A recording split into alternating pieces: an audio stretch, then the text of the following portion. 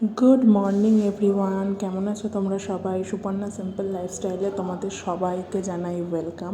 এবারে পুজোতে না আমি আর সেলুনে গিয়ে চুল কাটিনি, আমি বাড়িতেই এবারে চুল কেটেছি।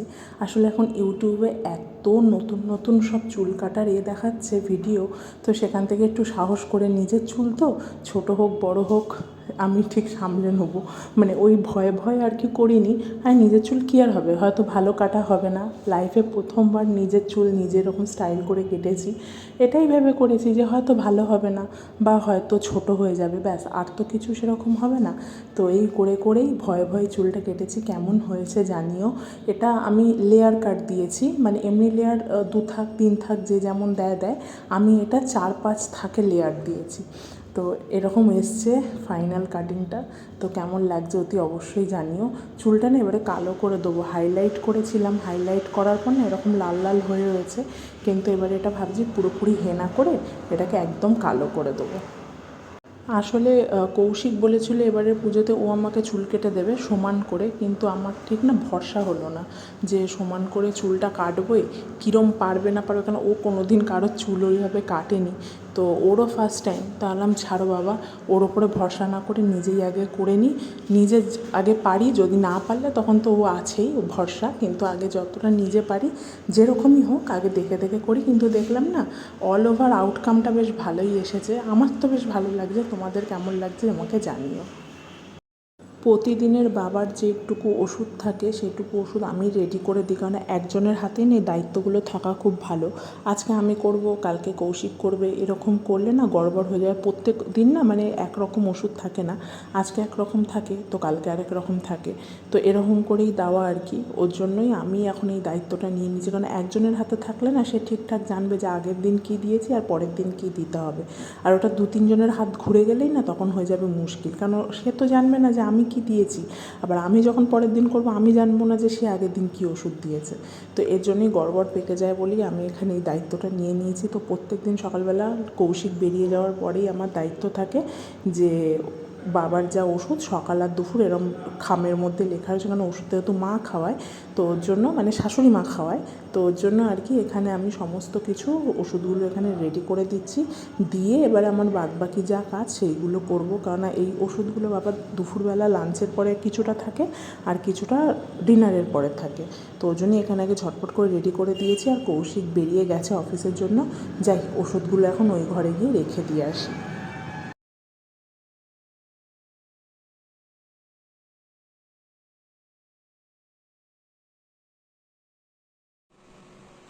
মাঝখানে আমার আরও অ্যাকোরিয়ামে অনেকগুলো মাছ আনা ছিল, কিন্তু ওই যা হয় মাছ তো অনেক দিন বেঁচে থাকে না, তো কিছু কিছু মরে গেছে, মন খারাপ হয়েছে। তার মধ্যে এই 4টে মাছই বেঁচে আছে, 2টো কাপ আর 2টো অ্যাঞ্জেল।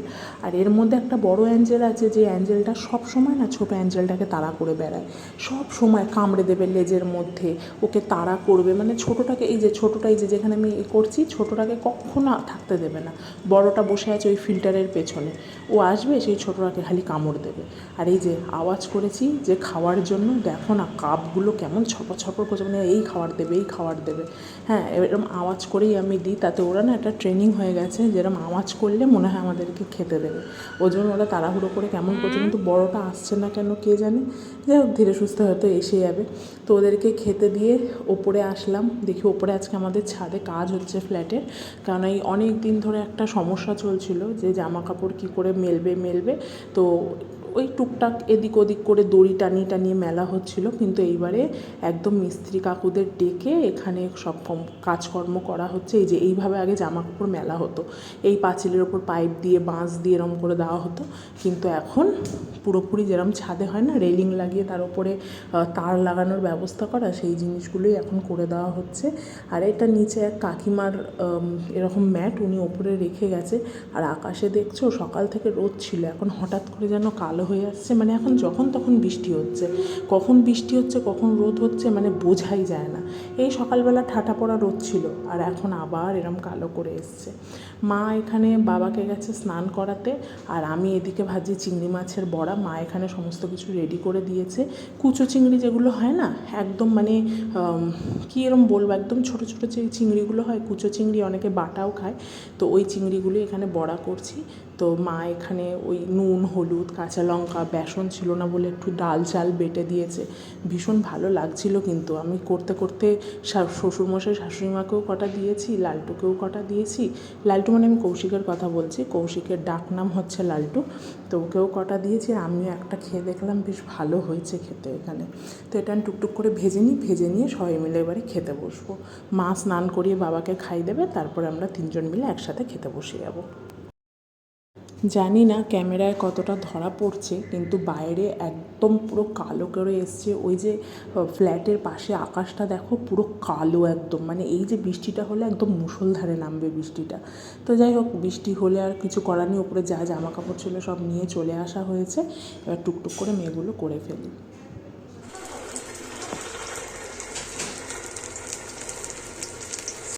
কুচো চিংড়ির বড়াগুলো এখানে আমি ভাজছি, আর এই প্রেশার কুকারে রয়েছে মা বাবার ভাত, কারণ ওরা একটু ভাতটা নরম করে খায়। আর এখানে রান্না হয়েছে ইলিশ মাছ সর্ষে বাটা দিয়ে। তো এটা ভীষণ ভালো লাগে, এইটা দিয়েই তো গরম ভাত এক থালা উড়ে যাবে, সেটা কোনো ব্যাপার নয়। তো এই রান্নাগুলো টুকটুক করে করি, তারপরে সবাই মিলে একসাথে খেতে বসবো। বিকালবেলা চলে এসেছিলাম একটু শ্রীলেদার্সে। আমরা এটা ধর্মতলায় আসিনি, আমরা এসছি এবারে কলেজ স্ট্রিটে। কেন প্রত্যেক বছরই আমি ছোট্টবেলা থেকে বাবার সাথে যবে থেকেই জুতো কেনা শুরু করেছি, মানে আমাদের শ্রীলেদার থেকেই প্রথম জুতো কেনা হয়েছিল। তো বাবা প্রথম থেকেই ধর্মতলায় স্প্ল্যানেড যেটাকে বলা হয় সেখান থেকে জুতো কেনা হতো। কিন্তু এই বছর প্রথম, কারণ আগের বছর স্প্ল্যানেডে গিয়ে এত মানে লোকের কুনোয়ের গুঁতো খেয়েছি, এত ধাক্কা খেয়েছি, ওর জন্য কৌশিক এবারে বলেছে কলেজ স্ট্রিটে চলো, কলেজ স্ট্রিট থেকে জুতো সেম কালেকশন, সব কিছু সেম পাবে, চলো ওইখান থেকে জুতো কিনে নিয়ে আসি। তো ওর কথা অনুযায়ী আসলাম, দেখলাম সত্যি এখানে মানে ভিড় সেরকম নেই, কিন্তু জুতোর কালেকশানও খুব ভালোই আছে।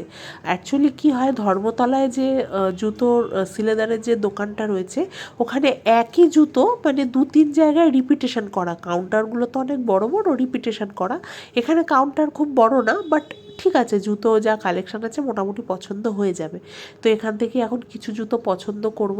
আমার এই স্লিপারগুলো আমি দেখি, কারণ আমি তো খুব লম্বা, তো সেক্ষেত্রে আমার হিলটা আমার ঠিক মানে আমার ইচ্ছা থাকলেও আমার উপায় থাকে না পরার, কারণ অনেকটাই আমি লম্বা, আর হিল পরলে আরও লম্বা লাগবে। ওর জন্য ফ্ল্যাট জাতীয় যে জুতোগুলো না, ওইগুলোই দেখছি। এই জুতোটা আমার বেশ ভালো লাগছে, কিন্তু কৌশিক ওটা বারণ করছে, কারণ আগের বছরেই ওরকমই আমি একটা কালো জুতো নিয়েছিলাম। আর এখানে আমার কৌশিকের মোটামুটি কেনা হয়ে গেছে, এবার আমার বাবার জন্য জুতো দেখছি। বাবার এমনি জামা প্যান্টে পরার সাথে বুট এই সিলেদার থেকেই নেওয়া, কিন্তু আমি একটা স্যান্ডেল দেখছি, কারণ এদিক ওদিক যায় তো, তো স্যান্ডেল দরকার পড়ে। ওর জন্য এখানে দেখছি কোন স্যান্ডেলটা নেওয়া যায়। মায়ের জন্য একটা জুতো নিয়েছি, বা সবার জন্যই মোটামুটি নিয়েছি, ওটাই পরে বাড়ি গিয়ে দেখাবো। তো এখানে আগে বাবার কোন জুতোটা ভালো লাগবে, কারণ এবার বাবা পরবে, বাবা তো আসেনি, এবার কেউ না আসলে তার জন্য জুতো পছন্দ করে নিয়ে যাও না, খুব টাফ মনে হয় যে নিয়ে যাব পছন্দ হবে কি না। এবার সাইজের একটা গণ্ডগোল পাকছে, কেননা আমার বাবার এদের পা না একটু চওড়া চওড়া হয়, মানে কি বলো তো, যে কোনো জুতো না ইজিলি পায়ে ঢোকে না, জুতোর আবার মানে কোন মানে পায়ের যে পাতাটা, ওই পাতাটা চওড়া, সেরকম জুতো দেখে নিতে হয়। তো অনেক ঝামেলা আছে আর কি। তো যাই হোক, এখানে বাবার জুতো মোটামুটি একটা চয়েস করেছি, একটা না দুটো চয়েস করেছিলাম। তো কৌশিকের পায়ে না বাবার জুতো খুব ভালোভাবে হয়ে যায়, তো ওর জন্য কৌশিককে বসিয়েছি ট্রায়াল দিতে, কৌশিকের পায়ে যেটা ফিট হবে সেই জুতোটাই নেওয়া হবে। এদিকে আবার চলে এসেছি, এবারে কৌশিকের একটা কিটো নেওয়া হবে, কারণ এই পুজোর সময় না আমরা যা যা জুতো কেনার কিনি, এমনি সারা বছরের জুতো আর কিনি না, কেননা সারা বছর সময়ও থাকে না আসার, কেনাও হয় না।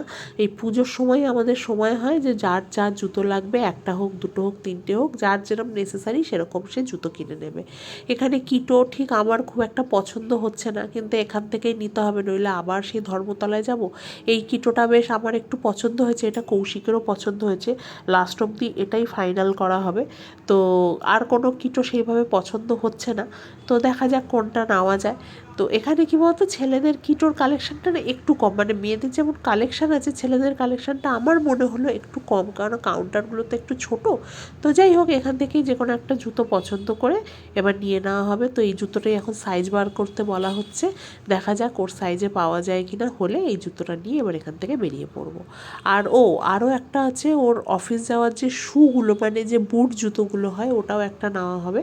তো ওই জিনিসগুলো আস্তে আস্তে দেখা যাক, নিয়ে আমার আর ওর মোজা নেবো। আমার এই জুতোটাও না খুব পছন্দ হয়েছে, কিন্তু এই জুতোটা কাইন্ড অফ এরকমই আগের বছর নিয়েছিল।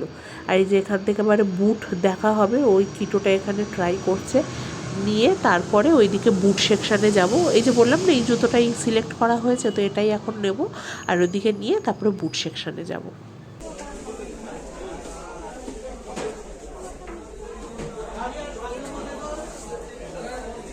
ওই পায়ে পড়ো, ঠিক আছে আবার কি? ঠিক আছে? ভালো লাগছে? পায়ে কমফোর্টেবল? হ্যাঁ ঠিক আছে তো? পুরী তো সপ্তাহে একদিন। এত জুতোর দাম কেন রে? তাহলে এই দিকের রেঞ্জে দেখো।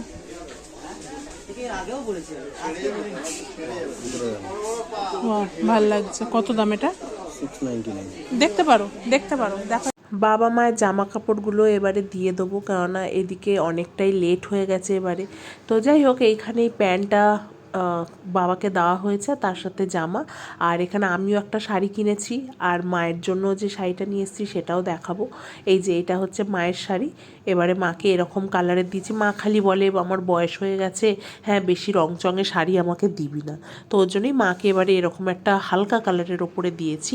তো যাই হোক, শাড়িটা মায়ের বেশ ভালো পছন্দ হয়েছে। এই সাদাটা হচ্ছে ব্লাউজ পিস। এখন তো আর কোনো টেলারে নেবে না, এখন ব্লাউজ পিসটা কালী পুজোটা চলে যাক, তারপরে বলেছি মাকে টেলারের কাছে দিতে। আর মাকে একটা জুডিও থেকে মা বলেছিল সেই পেন্সিল সিসের যে গ্রাফাইট কালারটা হয় ওরকম একটা নেল পলিশ দিতে, তো জুডিওতে অনেক খুঁজে খুঁজে খুঁজে তারপরে ওই যে নেল পলিশটা রয়েছে ওইটা দিয়েছি। আর এই শাড়িটা অল ওভার এরকম দেখতে, মা পরলে হয়তো আশা করছি ভালো লাগবে মাকে দেখতে। আর এই যে নেল পলিশটা, এটা অনেক কষ্টে খুঁজে খুঁজে, কেননা যেরকম কালার সবসময় তো আর জুডিওতে এরকম কালারগুলো অ্যাভেলেবেল থাকে না, তো ওর জন্য এই কালারটা দেখি ভাগ্যক্রমে পেয়ে গেছি, তো ওটাই মায়ের জন্য নিয়ে চলে এসেছি। আমি 10 এনেছি তোমার দশ জন্য। এনেছে, ও ঠিক আছে। এটা যখন পরে দিতে পারে লুজ হয়ে যাবে না, তখন দেখি বাবার পেছনে এতটা বড় হয়ে ঠিক গেছে। আছে, ফিতে দিয়ে নেবে একটু কি আমাদেরটা দেখো। মা দেখো, মা মা তুমি তোমারটা পরে দেখো, বাবারটাকে দেখো। দিয়েছে। তুমি বাবারটাকে দেখো। এই লুঙ্গির নিচে হেভি লাগছে। না না, এমনি বাবার এই ছোটিগুলো আমি তো তোমাকে, ও পায়ে আরাম হয়েছে বাবা? এটা যেরকম প্যাডিংটা একটু সফট আছে বলে সফট, একটু তো খুলবে একটু। আর না, এই জায়গাটা একটু টাইট হবে, না এই জায়গাটাও গাঢ়া। বললাম না মাকে এই কালারটা ভালো লাগবে। দাঁড়াও এক সেকেন্ড, হ্যাঁ ঠিক আছে মা। এটা গার্ডার, এ দেখো এখনো টানলে তোমার বড়। পাটা থেকে খুলে বেরোবে না, টাইট হয়ে থাকবে এই জায়গা।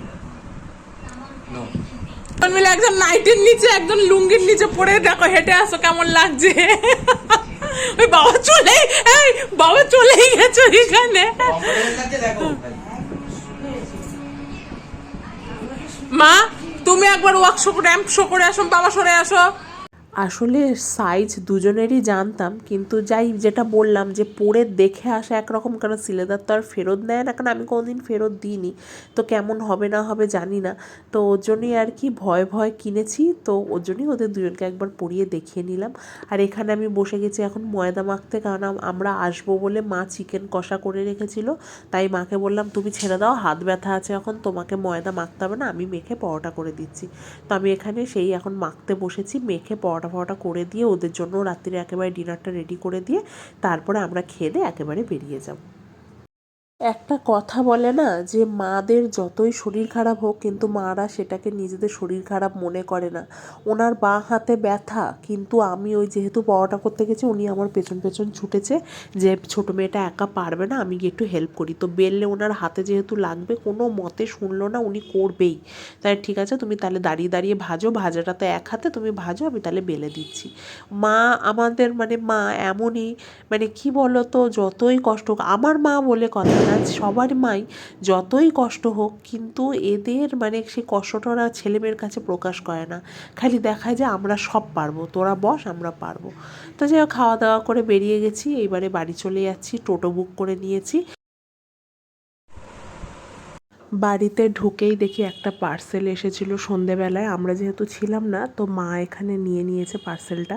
তো এই একটা ব্যাগ অর্ডার করেছিলাম অনলাইন থেকে, আর চকলেট কালারের প্রতি না আমার এখন ভালোবাসাটা যেন খুব বেড়ে গেছে, সে লিপস্টিক হোক, নেল পলিশ হোক, ড্রেস হোক, ব্যাগ হোক, চকলেট কালারটা আমার এখন এত ভালো লাগছে, তোর জন্য এই ব্যাগটা অর্ডার করা হয়েছিল পুজোতে নিয়ে বেরোবো বলে। সবই যখন নতুন হচ্ছে, ব্যাগটাই বা নতুন হবে না কেন। তো এই আজকের দিনের পার্সেল এটা, এখনও টুকটাক টুকটাক অনেক অনেক পার্সেল আসার বাকি আছে। তো ভিডিওটা আজকে এই পর্যন্তই, আবার দেখা হবে নতুন একটা ব্লগের সাথে। তোমরা সবাই ভালো থেকো, সুস্থ থেকো, গুড নাইট, টাটা।